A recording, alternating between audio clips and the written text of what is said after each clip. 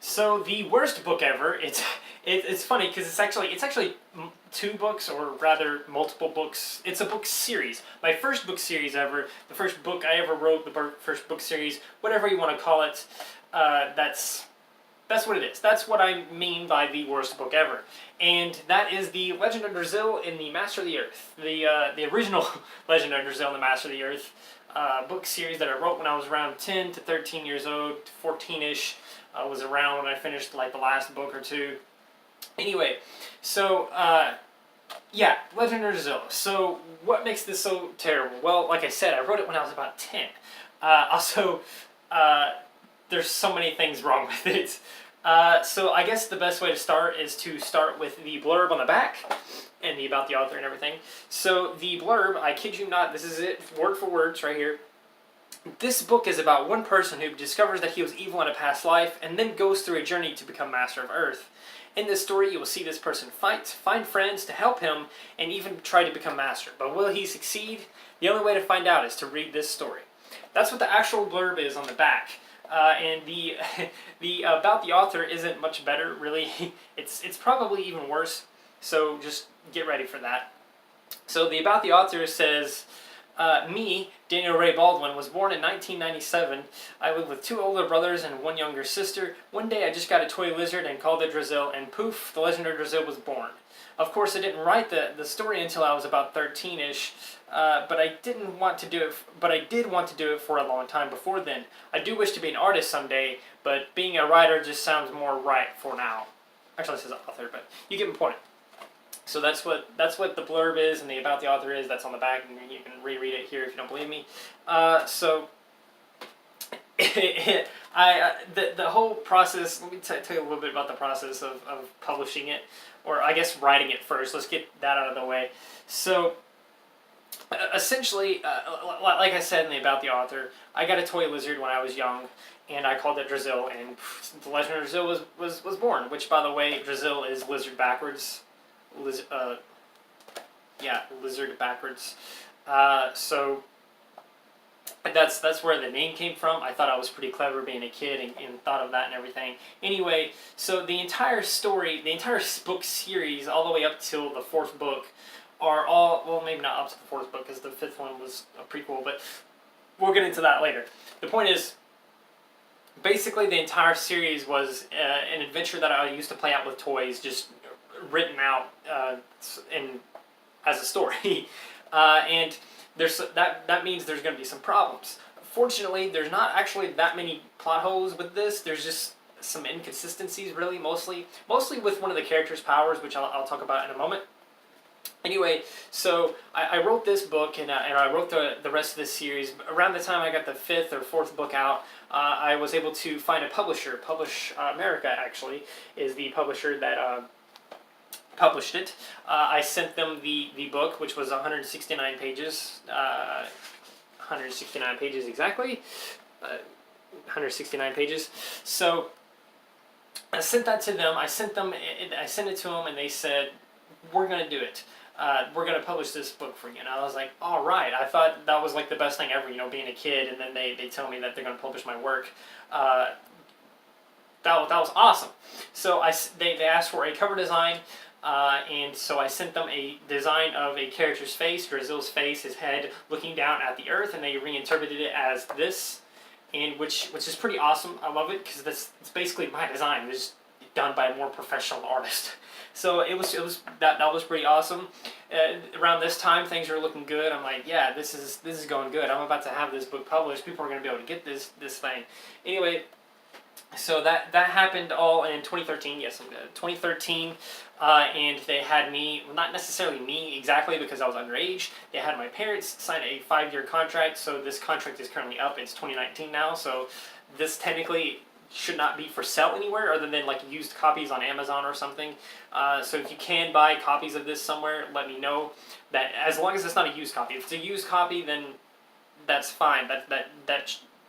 There shouldn't be any issue with that. But if you can find a brand new copy of this book, specifically on like a Publish America's website or America Star Books, because they changed their name a year later. I'll get into that in the sequel to this video, which I'm going to do a video for each book in this series I want to at least do a separate video for the second book in the series, because that one was also published, and that was around the time that I started realizing something ain't right. Anyway, so if you can find a brand new copy of this book somewhere, let me know, because some fishy stuff is going on, and it's technically illegal for them to be selling this book unless it's like a used copy that's just floating around somewhere like this. If I sell it to you, it's not illegal, obviously. Anyway, moving on. So let's just jump right into the book and just kind of look inside. And you notice that me flipping through this, there's not a single paragraph in this book. Just not a single paragraph at all. Just none. There's no paragraphs. There's no paragraphs in that. There's no paragraphs. So I was under the impression that when I sent it to them and they agreed that they were going to do it, I was under the impression that there was going to be an editing process where it was properly formatted and that whole jizz, all of the technical stuff, editing, and then obviously the book cover and the blurb and everything was going to be put onto the book and fixed up. But they didn't do it. They just did it as is. They published it as is, which was a mistake. I mean, look at this. There's no paragraphs at all. So that was one of the big issues that I had, but I was able to overlook that, I guess. I was like, it's still good, which I was kind of blinded by my own bias. Like, I wrote it, so obviously I'm thinking it's good, but it's actually terrible. It's terrible, terrible, terrible. So we talked about the blurb and everything, the contract and everything. Let's just kind of take another peek inside here. The table of contents, there was 10 chapters in this book. There was about 10 chapters in each book in this series. I made sure to keep around 10 chapters to make things not too complicated. Anyway, so we open it up to the first page, and there's this weird graph here I'm going to tell you about, but there's also a dedication. And I remember the dedications to these books pretty well. The dedication for this book was dedicated to all of my loyal allies in the hopes that when in a tough fight, they will grant me with all their strength and power to help me overcome that fight. That was the actual dedication. And so right after the dedication, you read this weird paragraph that says, "Hello, my name is Daniel, and I'm here to read you this story." And if you paid attention, the title of the title is The Legend of Zelda, the Master of the Earth. Before I read you this story, I will tell you the names of each character, their age, and their power, because I feel I need to. And then it says, "Note, some are marked with exclamation points," which means they live forever, or they just have too many powers to list on here. And then it just lists every single character on here, their names, their powers, that sort of thing, which is kind of crazy. I don't know why I did that. And then right after that, it says, "Now I'm ready to read you this story." And so the story, the actual story, I told you the blurb on the back, but the story, it's basically, it's not too bad of a blurb because it kind of tells you what it's about, but it's a terrible blurb. Don't ever use a blurb similar to this one, okay? Just don't. It's terrible. Anyway, the story basically is that Brazil, he started a war hundreds of years ago, not hundreds of years ago, but like 100 years ago. He started this war known as the Globlox War, or the GX War, or the War against Brazil. It had many names. The point is, Brazil released these Globloxes from a mechanical egg, which he stole from his father, and these Globloxes that he released from this are gooey, stretchy, humanoid lizard-like creatures that can explode and regenerate up to a number of times, based on which type of Globloxes you encounter. Some have powers, some have different. They each have different powers, but all of them can at least explode up to one time. The classic Globloxes, as it was called, could explode and regenerate like basically infinitely. Anyway, so he releases these, and it's this big war that lasts like 100 years or whatever, and then Brazil is being defeated. He's storming against the Master Palace, which the Master Palace is where the Master of the Earth resides and basically rules the Earth from. That's where he rules the Earth from. And anyway, he's storming against the Master Palace. Darzil, the Master at the time, and the current Master as of this book. Yes, Darzil was his name. Darzil and Drazil. I just swapped the R and the A for their names, which there's kind of a reason for, but I might get into that later in the future. Anyway, the point is, he's storming the palace. He's attacking it. He's about to destroy the palace, kill the Master, basically rule the entire Earth, and so he's defeated. All the Globloxes are sealed up by a different device known as the Globlox necklace. We don't know it's the Globlox necklace until much later. I don't even know if we find out it's the Googlex necklace in this book or not. I don't really remember, to be totally honest. Anyway, the point is, all the Googolexes are sealed up right there on that battlefield, and Drazil's left alone with maybe like Godwin and two other people. Godwin was Drazil's brother, which was a dragon, who had amazing weapons. He created like 5 total weapons: Godwin's armor, Godwin's sword, Godwin's bow and arrow, Godwin's ring. I don't remember if I said armor or not.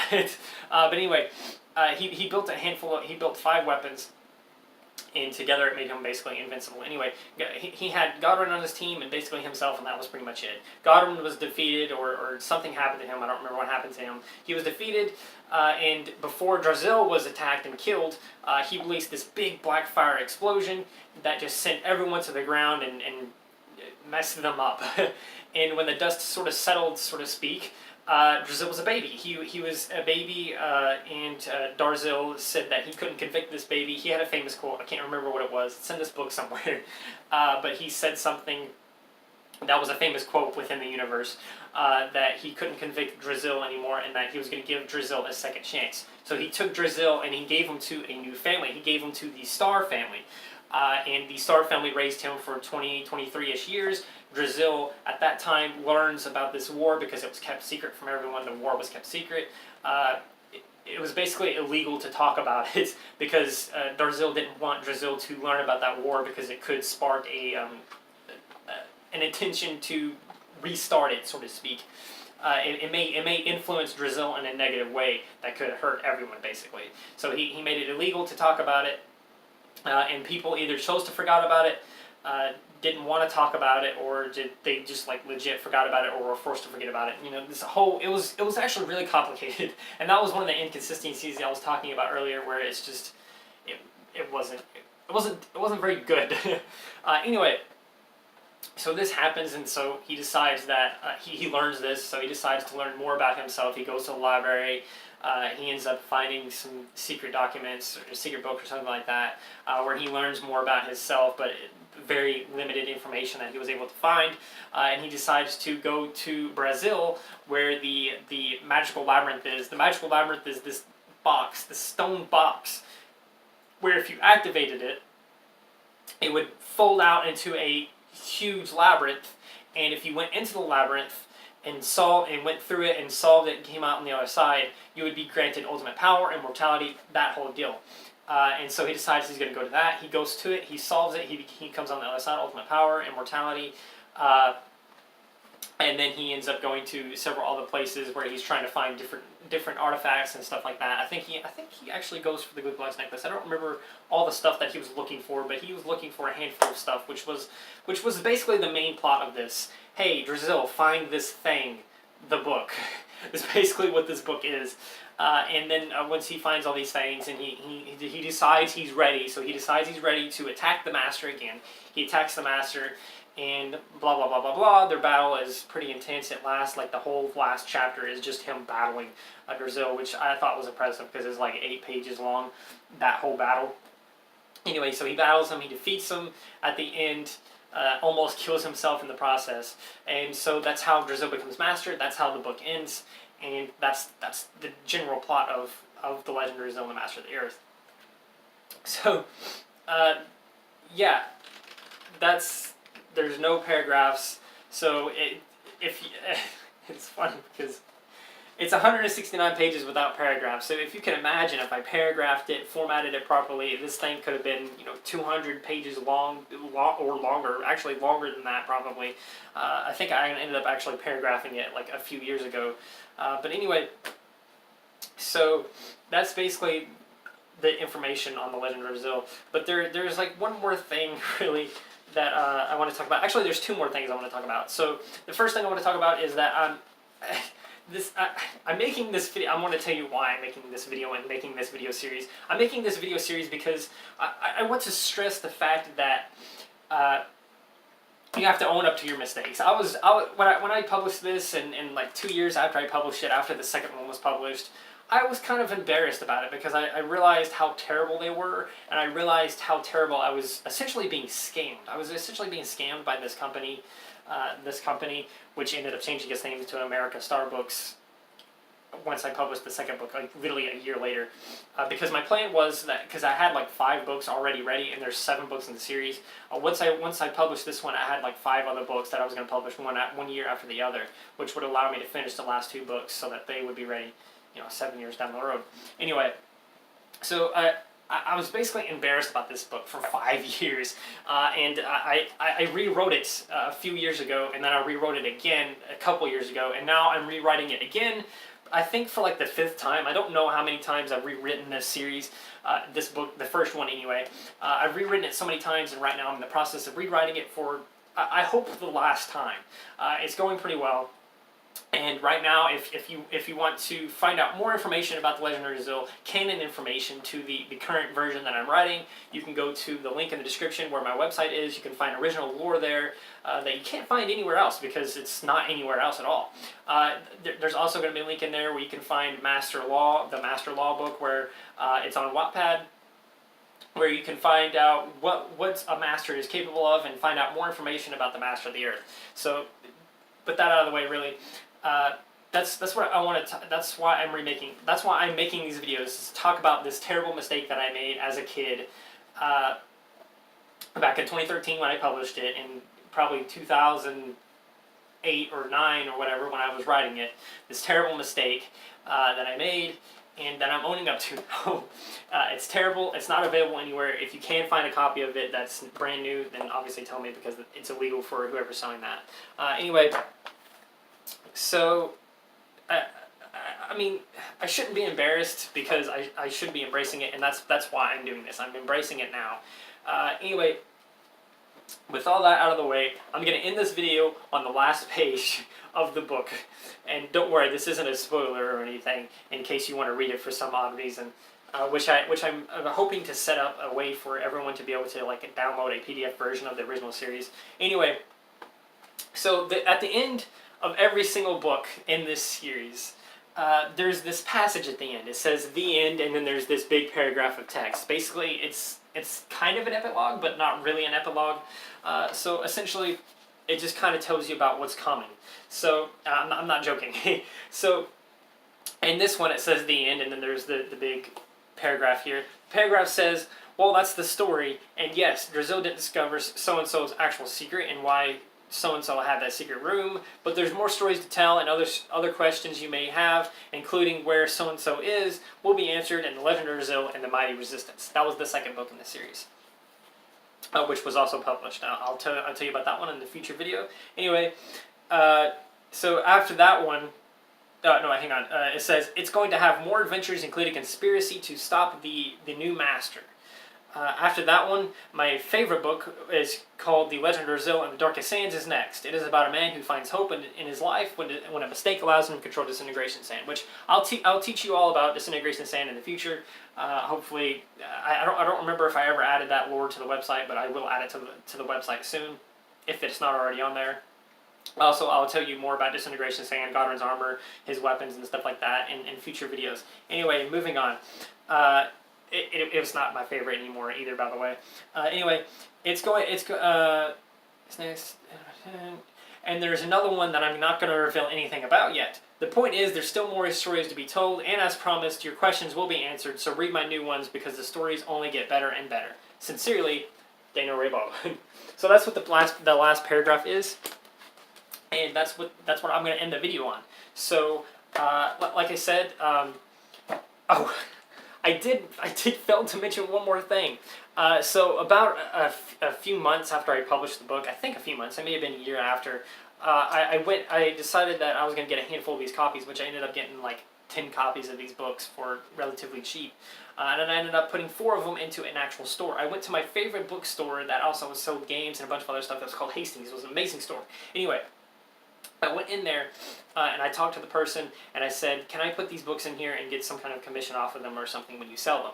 And they agreed. We signed a contract and boom, it was put in there. They put a local author sticker on there, and the actual original price tag is still on there for $13.99. So they put it in there for $13.99 because, first off, I didn't set the price for either one. On their website, they were selling the book for $19.99 plus shipping, which is outrageous. I wish I could have set the price because I would never have set it anywhere near that, but I couldn't set it, and they set it for themselves. And when I went into Hastings, and they ended up marking the price down based off of like, I don't remember why, I don't remember the exact reason, but they did that anyway. So that's the end of the video now. I failed to mention that, and unfortunately I can't edit this video because my computer is broken or something. I don't know what the heck is wrong with it. It just won't work. Anyway, that's the end of the video. I do hope you enjoyed. I'm going to be talking about the sequel in a separate video, and then I'm going to be talking about the third book, the fourth book, the fifth book, and so on and so on. I'm going to make this a series on my channel where I'm talking about each book. Only 2 of them were published, the first book and the second book, which I'm going to tell you about in the future, The Mighty Resistance. So I hope you enjoyed, and do not forget to like, subscribe, share, do all of those wonderful things. And until next time, sincerely, Dana Ray Baldwin.